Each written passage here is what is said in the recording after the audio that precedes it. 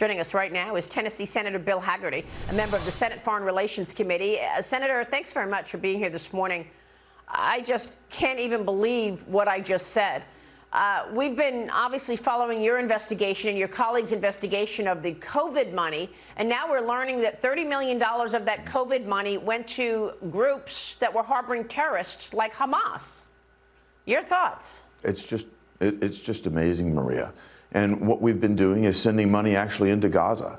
Last cycle, I actually put up legislation that would reprogram those funds. This is after the 11-day war, when rockets were coming from Gaza into Israel, to take those funds, $1 billion worth of U.S. taxpayer money, and reprogram that to replenish Iron Dome. I'm going to be bringing that right back to the floor of the Senate. I don't think I'll have the same objection from Democrats that I had before, at least I hope not. Well, Iran's foreign minister is warning Israel that a ground offensive in Gaza could force Tehran to intervene. I want to get your take on this, because he also said that if the conflict gets bigger, the U.S. will suffer significant damages. Here's President Biden on whether he's considering sending troops to Israel. Watch this. I don't think that's necessary. Israel has one of the finest fighting forces in the country. Would you support Israeli occupation of Gaza at this point? I think it'd be a big mistake. Look, what happened in Gaza, in my view, is Hamas and the extreme elements of Hamas don't represent all the Palestinian people. Do you believe that Hamas must be eliminated entirely? Yes, I do. But there needs to be a Palestinian Authority. Senator, your thoughts on the president's comments on that 60 Minutes interview? You know, Maria, President Biden is managing the conflict there in Israel and Gaza the same way he's managing our southern border. It's a disaster. He should be up on his facts. Israel's already said they're not going to occupy Gaza. He ought to understand this, too. Iran would not be in a position to make the threats that they're making were it not for the appeasement strategy that he's engaged in since he came into office. We saw this unfold under the Obama administration. Appeasement brought about the violence that we saw in Gaza in 2014, 2015, the disastrous Iran deal, the JCPOA that they brought forward. Thankfully, President Trump tore that up. We went to maximum pressure. Maximum pressure was working. We ought to impose every sanction that we possibly can right now. Instead, Joe Biden is talking about, well, potentially pausing the payment of $6 billion while he's looked the other way in terms of sanctions enforcement and allowed Iran to enrich itself to the tune of tens of billions of dollars. That enrichment, that non-enforcement of sanctions, has allowed Iran to support proxies like Hamas and Hezbollah and deliver the type of wrath that they've delivered to Israel right now. This is the biggest loss of Jewish lives that we've seen since the Holocaust. Do you have a confidence that, in fact, Israel can wipe out Hamas? I absolutely do. They have a very competent military. We've been very effective in terms of working with them. I think what we need to do is step back, give Israel the headroom, and allow them to do what they need to do and give them the moral support to do that. It took Joe Biden 48 hours to get around to the fact of acknowledging this. Yeah, well, look at all the threats, though, that we're having faced with from Iran. And I also want to point out that Trey Yingst is standing by. He reported earlier that the Israeli military told him 199 hostages are being held in Hamas in Gaza, by Hamas in Gaza, rather. 14 of those hostages are believed to be Americans. Stay with us, Bill Hagerty, because I want to get to foreign correspondent Trey Yingst. He's on the ground right now in southern Israel. Trey. Yeah, Maria, good morning. We are at an Israeli artillery position in southern Israel, where we're the only team here watching soldiers as they train and prepare to get ready for the days to come. There's a real understanding that the ground invasion could be just a matter of hours away, and Israel has to be prepared for what comes next. And we just spoke with someone who is a major in the Israeli military to get more information about the latest on the ground. And he said the Israelis have thwarted 3 cross-border attempts overnight. Also, they are trying to evacuate the northern part of their country along the border with Lebanon, 28 different communities, because they're worried about Hezbollah trying to attack from the north. And the situation on the ground in Gaza is deteriorating. Hamas, the group in control of Gaza, continues to fire rockets into southern and central Israel. And the military, on the record, speaking with Fox, says there is no ceasefire, despite reports earlier today that indicated there would be a ceasefire in the southern part of Gaza to allow for the evacuation of foreigners from the Strip and the entry of aid. So a lot of developments on the ground, but the soldiers behind me in high spirits. They say they are prepared for any sort of continued attacks against Israel, but they're understanding that a multi-front conflict is in the cards here, and it's something they have to be ready to go. Well, I mean, Trey, Israel could not have been more clear. Not only did they warn Hamas that they are coming in to retaliate against those attacks, the worst attack since September 11th, but they also flew planes over Gaza and dropped leaflets. And on those leaflets, they told the citizens, get out of Dodge. So, I mean, they're being real transparent here.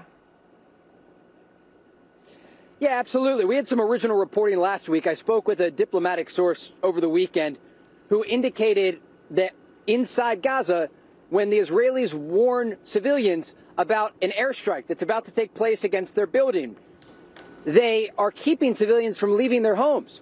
And I spoke with someone inside Gaza City who confirmed this information. And then I reached out to Hamas, who on the record denied that this was taking place. But then the Israelis, as it relates to the broader evacuation, released drone images of roadblocks that Hamas set up inside the Gaza Strip. And so we've started to report this out more and try to understand what exactly is happening inside Gaza. Well, this morning I received a text message from a source in Gaza City, a civilian, who said they have gotten out of their cars and they're now walking south because they're no longer able to drive. There are traffic jams on the two main routes headed south, and they understand that the Israeli ground operation could start at any moment, so they need to get out of the way. So this source sending me a video and a few photos of he and his family walking south. That's how desperate they are to get out of harm's way in the Hamas-controlled Gaza Strip.